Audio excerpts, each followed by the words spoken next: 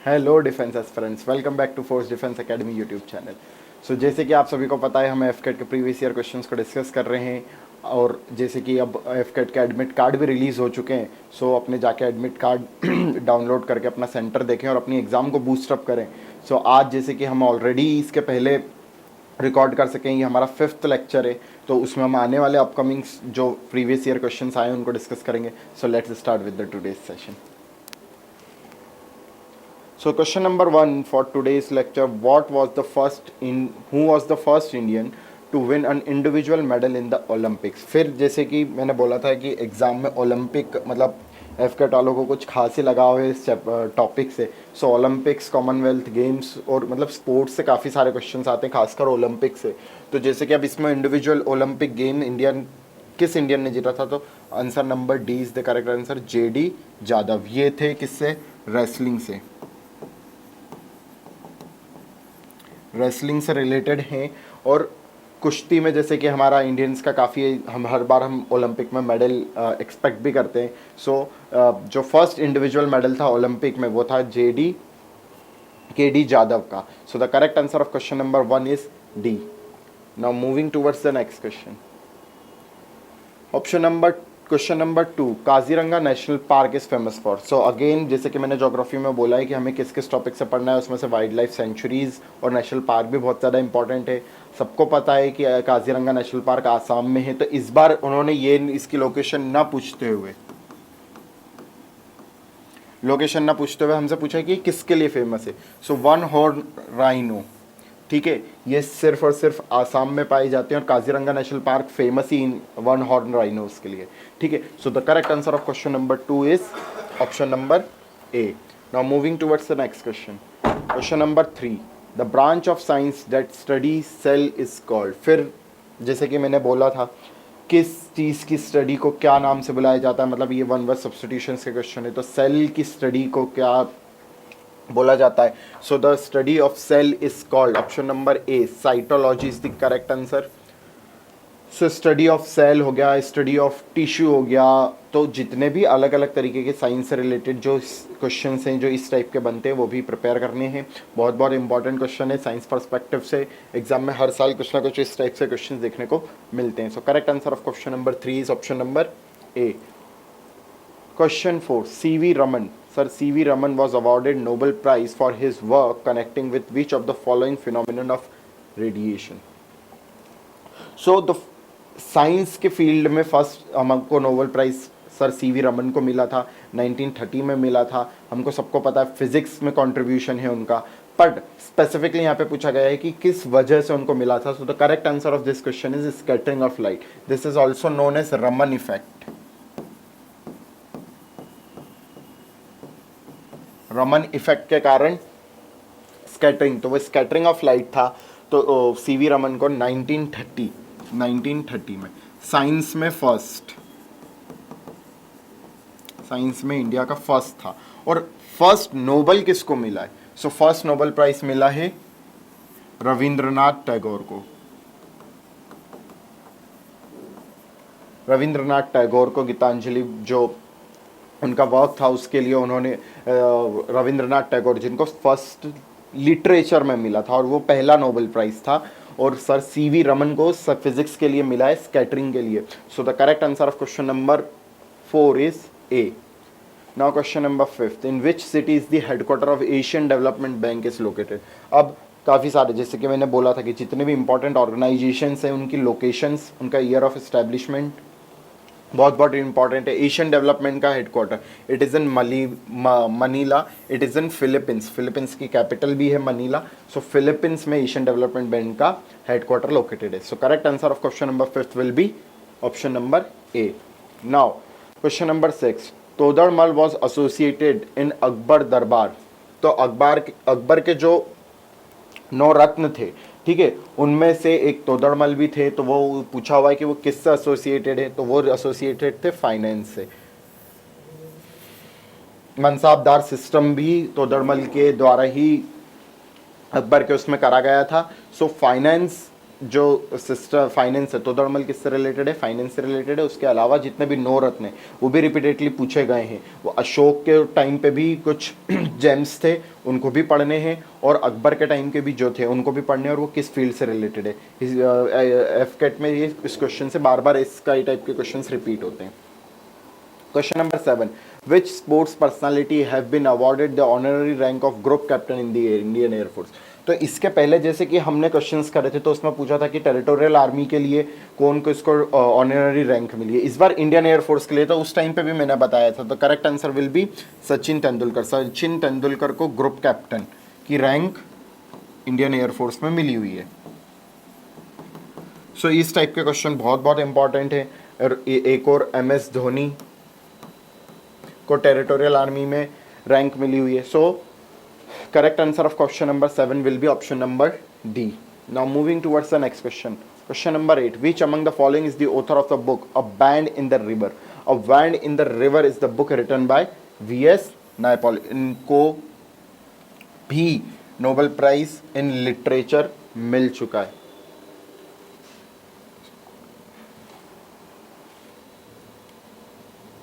So the correct answer of option number question number 8, A Band in the River, is written by V.S. Naipaul. Now moving towards the next question, question number 9. Long Walk to Freedom is a book written by. So books के जैसे कि repeatedly questions पूछे जाते हैं, ये books है किस author ने लिखी हुई है। सो लूसेंट के मिसलेनियस वाले सेक्शन में अगर आप जाएंगे तो काफ़ी सारी हिस्ट्री से रिलेटेड बुक्स हैं। अगर कोई फेमस पर्सनालिटी ने बुक लिखी है तो उनकी लिस्ट दे रखी है, वो जाके करनी है। उन्हीं में से क्वेश्चंस आपको देखने को मिलेंगे। सो जैसे कि उसमें भी दे रखा है, long walk to freedom is written by Nelson Mandela. So Nelson Mandela के द्वारा लिखी गई ये बुक है जो कि है long walk to freedom. Next, the opposition part status party. The opposition party status. The opposition party status is accorded to a political party in the Lok Sabha only if it captures at least. So इसके लिए criteria है कि कोई सी भी party अगर 10% seats को acquire करती है, so it is eligible for opposition party. और ये एक कोalition नहीं होना चाहिए, एक सिंगल पार्टी जो कि 10% वोट से ज़्यादा अगर उसको मिलते हैं। सो जैसे कि हमें पता है 550 is the maximum seats, so 55. So 55 seats are required for any party to be declared as a opposition party. So the correct answer of question number 10 is 10% seats. Moving towards the next question.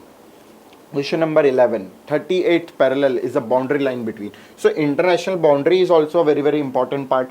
जैसे कि India और पाकिस्तान के बीच में क्या था, हमने previous questions करे उनमें देखा इंडिया और पाकिस्तान की पूछी गई है, इंडिया चाइना की पूछी गई है। So 38th parallel is between South Korea and North Korea. United States and Canada ये 49th parallel है। 49th parallel. Pakistan and India Radcliffe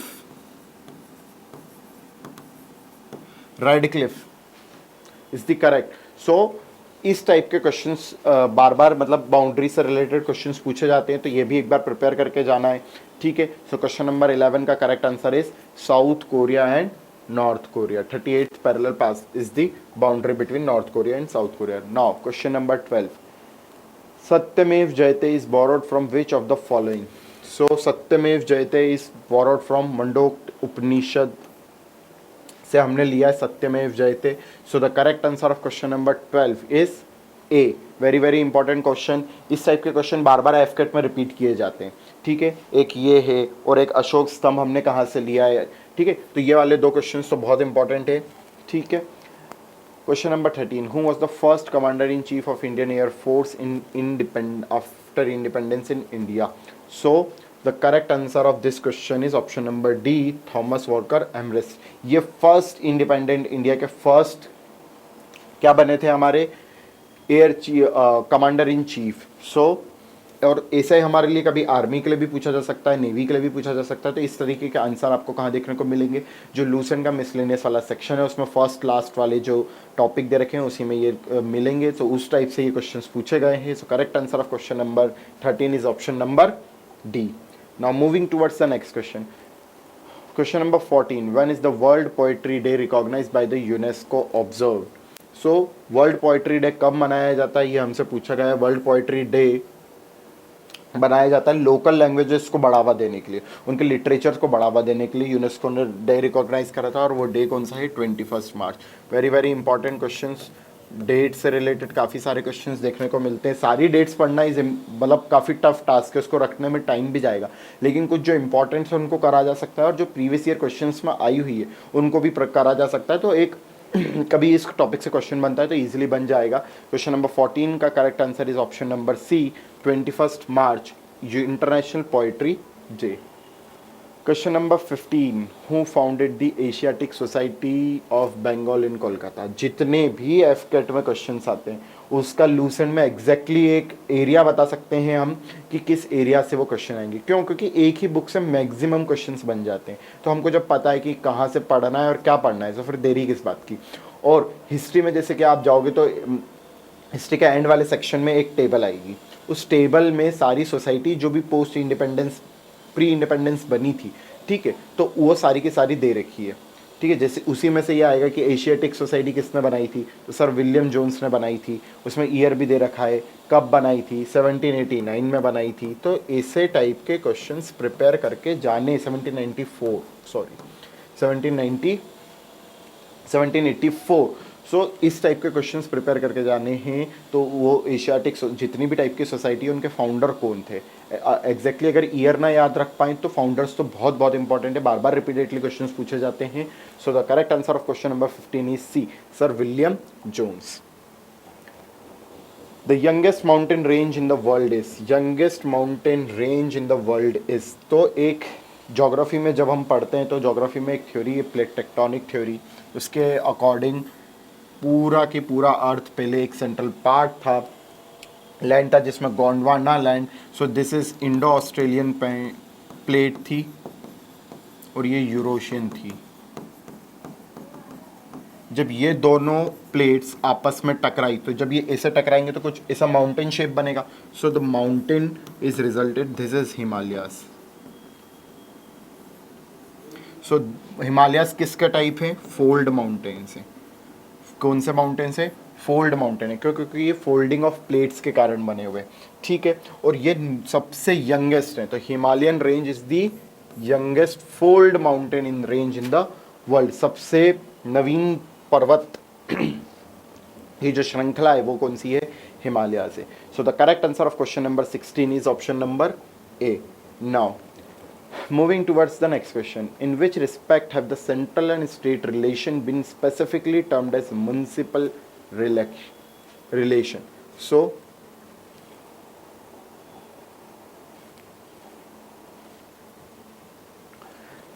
तो वो क्या, तो उसके ऑप्शन है central control the state in the legislative sphere, तो नहीं, लेजिस्लेटिव स्फीयर में तो उसका म्युनिसिपल नहीं होता है। Central control the state in the financial matter, no. Administrative, no. So planning process में अगर करता है, so the relation between state and central can be termed as municipal relation. So the correct answer of question number 17 is option number D, the relation of the center and the state in the planning process. Question number 18 next. What is the slash and burn agriculture in Indonesia is called? Slash and burn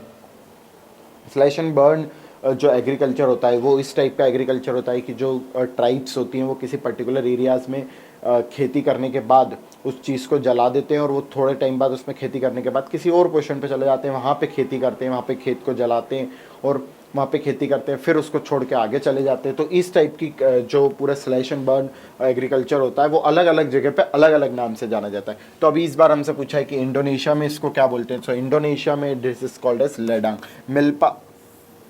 milpa is in South Africa and America, ये दो जगह पे इसको milpa भी बोला जाता है। Zoom cultivation is also in Assam, Assam में इसको जूम भी बोलते हैं, जूम कल्टीवेशन। तो आसाम में हमारे यहाँ लोकल में इसको जूम कल्टीवेशन भी बोलते हैं। So the correct answer of question number 18 is D. ये बहुत पता होना चाहिए, वेरी वेरी इंपॉर्टेंट क्वेश्चन से, इससे बार बार क्वेश्चन पूछे जाते, क्वेश्चन रिपीट किए जाते हैं। Next question number 19, which theory gave the words to the French revolution and the revolution of America. तो रिवॉल्यूशन ऑफ फ्रेंच और अमेरिका का बेसिक क्या था, नेचुरल राइट्स के लिए वो दोनों रिवॉल्यूशन हुए थे। बहुत बेसिक बेसिक क्वेश्चन है, फ्रेंच रिवॉल्यूशन और अमेरिकन रिवॉल्यूशन के अगर नॉर्मल बेसिक भी पढ़ा होगा, so anybody can be able to answer this question. The theory of natural right was the basis on which the French revolution and the American revolution took place. So the correct answer of question number 19 is option number B. Now option number 20, Mahatma Gandhi left South Africa to return to India in।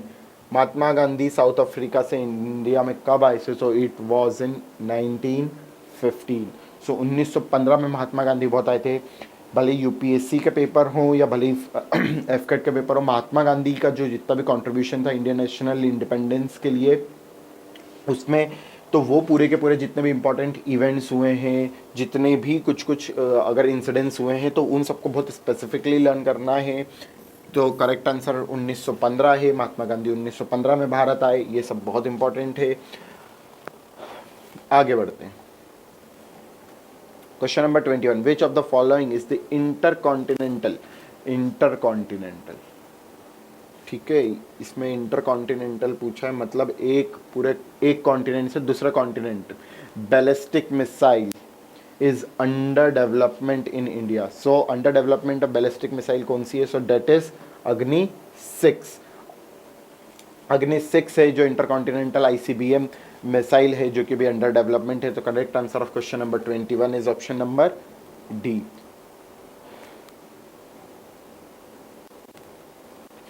Question number 22, how many vice president are elected as the start in each regular session of UN General Assembly। UN से फिर एक question repeat हुआ है। UN की general assembly के हर session start होने पे कुछ वाइस प्रेसिडेंट इलेक्ट किए जाते हैं, उनकी नंबर्स पूछे गए, तो वो नंबर में कितने होते हैं? 21। कुल टोटल 21 वाइस प्रेसिडेंट इलेक्ट होते हैं। सितंबर में इनका सेशन स्टार्ट होता है। ये सब जाओगे लूसेंट की बुक में, स्पेसिफिकली यूएन का एक चैप्टर दे रखा है, उस चैप्टर को थरोली रिवाइज करना है। जैसे कि यूएन एक थरोली रिवाइज करना है, ओलंपिक्स एक थरोली रिवाइज करना है, स्पोर्ट्स की टर्म्स थरोली रिवाइज करना है, कैपिटल्स बहुत स्पेसिफिकली प्रिपेयर करनी है, क्योंकि इनसे फिक्स क्वेश्चन है, पेपर में आए क्वेश्चन आने ही आना है। ठीक है, तो क्वेश्चन नंबर 22 का ऑप्शन नंबर डी, हर एक वर्ड जो उसमें लिखा है ना उससे एक क्वेश्चन बनता है और वो बहुत इंपॉर्टेंट है। सो क्वेश्चन नंबर 22 का correct answer is option number D. Alauddin Khilji did not build, इनमें से कौन सा फोर्ट अलाउद्दीन खिलजी द्वारा नहीं बनाया गया था? सो जमैत खाना मस्जिद was not build by Alauddin Khilji, ये खिज्र खां के द्वारा बनाया गया था, है ना। तो अलाउद्दीन खिलजी इसमें हमसे जैसे पूछा है कि not build, so the correct answer of question number 23 is option number D. Now moving towards next question. Question number 24, the branch of science that study cell is called. ये रिपीट क्वेश्चंस, वापस cell की study को क्या बोलते हैं? Cytology. So the correct answer of question number 24 is cytology. Now question number 25, the highest civilian award of India Bharat Ratna has been awarded to only 2 foreigners. ये बहुत important है, सिर्फ 2 ही ऐसे लोग हैं, फॉरेनर्स हैं, जिनको भारत रत्न अवार्ड दिया है हमने। So one of them is Nelson Mandela and the other is Khan Abdul Ghaffar Khan. So इनका फ्रीडम उसमें भी काफ़ी वो रहा है। तो correct answer of question number 25 is C. ये वाला पर्टिकुलर क्वेश्चन एफकेट में बार बार रिपीटेडली पूछा गया है कि एक नील्स का भी ये खान गफर अब्दुल खान का बोल देंगे और पूछ लेंगे कि नेक्स्ट एक और फॉरेनर किसको दिया है, तो नेल्सन मंडेला। कभी नेल्सन मंडेला का देके अब्दुल गफ्फर खान का पूछ लिया जाता है। तो question number 25, Bharat Ratna award सिर्फ 2 फॉरेनर्स को मिला है, वो बहुत इंपॉर्टेंट है, एक है नेल्सन मंडेला और दूसरे हैं Khan Abdul Ghaffar Khan. Next question, question number 26, which among the following was the Congress president at the Madras session of 1927 when it boycott this Simon Commission. Simon Commission को बाइकॉट करने के लिए के वो कब हुआ था? तो the correct answer of this question is M.A. Ansari. M.A. Ansari 1927 में प्रेसिडेंट थे कांग्रेस के। सो कांग्रेस के जितने भी इम्पॉर्टेंट क्रोनोलॉजी दे रखी है उस बुक में 1985 से जो स्टार्टेड से लेके टिल इंडिपेंडेंस तक जो जितने भी कांग्रेस के सेशन हुए उसमें जो रिजोल्यूशंस पास हुए, जैसे कि बंगाल विभाजन के टाइम पे हमने स्वराज मूवमेंट को अडॉप्ट किया था, फिर कांग्रेस का उसके बाद 1907 में विभाजन हुआ, डिवाइड हो गई, उसके बाद लखनऊ पैक्ट बहुत इंपॉर्टेंट है। सो ये सारे जब भी इंपॉर्टेंट कुछ भी इवेंट हुए तो उस टाइम पे कांग्रेस के प्रेसिडेंट्स को याद अच्छे से करना है। M.A. अंसारी उस टाइम पे प्रेसिडेंट थे। उसके बाद नेहरू जी बने थे 1928 में, है ना। फिर उसके बाद 1929 में रावी वाला इंसिडेंस होता है, ठीक है, रावी नदी पे तिरंगा फहराया जाता है। तो इस टाइप के क्वेश्चंस आपको प्रिपेयर करने, इसकी पूरी क्रोनोलॉजी बुक में मिल जाएगी। Very very important question from exam perspective. So option number B is the correct answer. Now moving towards the next question. K-15 missile is, जैसे कि डिफेंस से इक्विपमेंट से हर बार एक क्वेश्चन आता है ना। हमने इसके पहले देखा कभी ब्रह्मोस पूछ लेते हैं हमसे, कभी अग्नि पूछ लेते हैं, ठीक है। सो इस बार जैसे कि पूछा है कि K-50 मिसाइल कौन सी है, तो K-50 मिसाइल नेवी के लिए बनाई गई है, specifically submarine launch ballistic missile, ठीक है। सबमरीन लॉन्च बैलिस्टिक मिसाइल है K-15। So correct answer of question number 27 is option number A. Now moving towards next question, question number 28. Why did Kalang prove to be a turning point in the life of Ashoka? Specific topics हैं एफकेट में, ज़्यादा कुछ पढ़ने की ज़रूरत पड़ती नहीं है। अगर एग्ज़ाम को अच्छे से स्टडी किया जाए ना, तो जितना ज़्यादा अच्छे से प्लानिंग की जाएगी, जितना अच्छे से उसको एग्जीक्यूट किया जाएगा ना, एफकेट में मार्क्स बढ़ने के चांसेस उतने ज़्यादा हैं। तो जैसे कि बार बार बोला है Ashok is very very important personality from history के पॉइंट ऑफ व्यू से हमको अशोक को बहुत अच्छे से पढ़ना है, जैनिज़्म बुद्धिज़्म बहुत अच्छे से पढ़ना है। उसके बाद पोस्ट इंडिपेंडेंस के इसमें हमें नेशनल मूवमेंट बहुत अच्छे से पढ़ना है, ठीक है। सो इस टाइप के क्वेश्चंस बहुत ज़्यादा स्पेसिफिक होंगे, जैसे महात्मा गांधी से रिलेटेड जितने भी उन्होंने सत्याग्रह करे थे, जितने भी इंपॉर्टेंट इंसिडेंट्स हुए हैं अपने हिस्ट्री में इंडिपेंडेंस से रिलेटेड, तो वो बहुत ज़्यादा इंपॉर्टेंट है। हिस्ट्री में सिर्फ उतना ही पढ़ना है। तो अशोक के क्वेश्चन है, तो अशोक का टर्निंग पॉइंट क्या था कि अशोक ने बुद्धिज़्म को अडॉप्ट कर लिया था कलिंग के युद्ध के बाद। So the correct answer of question number C is Ashoka become a zealous Buddhist. क्योंकि इसके पहले अगर क्वेश्चन प्रीवियस ईयर क्वेश्चन कर रहे हैं तो उसी में हमने देखा था कि जैसे कि जो श्रीलंका था, श्रीलंका में बुद्धिज़्म का रीज़न तो अशोक थे। तो इस टाइप के क्वेश्चंस आप उस बुक से पढ़ेंगे तो उसमें डायरेक्टली वन लाइनर के फॉर्म में दे रखे हैं और as it is question exam में देखने को मिलते हैं। नाउ moving towards the next question, question number 29. Which of the following wing was not part of the espionage system described by the Kautilya? Kautilya ने अलग अलग पार्ट बताए थे, उसमें से कौन सा विंग नहीं बताया था? तो पॉलिटिकल ब्रांच उसमें नहीं था, ठीक है। So correct answer of question number 29 is option number C. Question number 13, last question of today's lecture. Which of the following dynasties was ruling over North India at the time of Alexander invention? Alexander के invention के time पे north में कौन सी विंग dynasty flourish कर रही थी? So that was Nanda. Nanda dynasty was flourishing at time of Alexander's invasion. So I hope आप लोगों की प्रिपरेशन बहुत बढ़िया चल रही होगी, एग्जाम में ज़्यादा टाइम बचा नहीं है अब।